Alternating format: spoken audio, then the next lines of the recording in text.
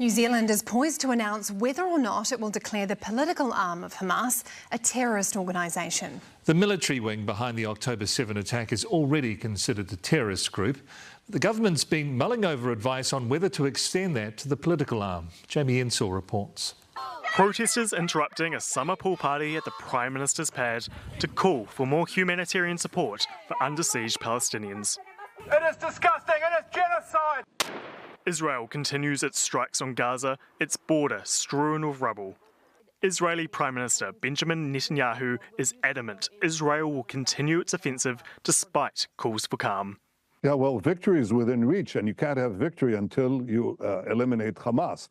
In the wake of Hamas's October 7 assault, the previous government sought advice on whether to designate Hamas's political wing as a terrorist group, just like our Five Eyes partners do.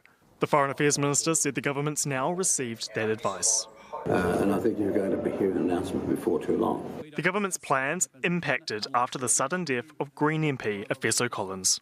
Something that may have been announced sometime a little while ago, may be delayed, but it should be sooner rather than later now. That advice is continuing. We'll have more to say about that shortly. Last year, Green Party co-leader Marama Davidson suggested that the Israeli Defence Forces should also be subject to a terrorist assessment following their retaliatory attacks.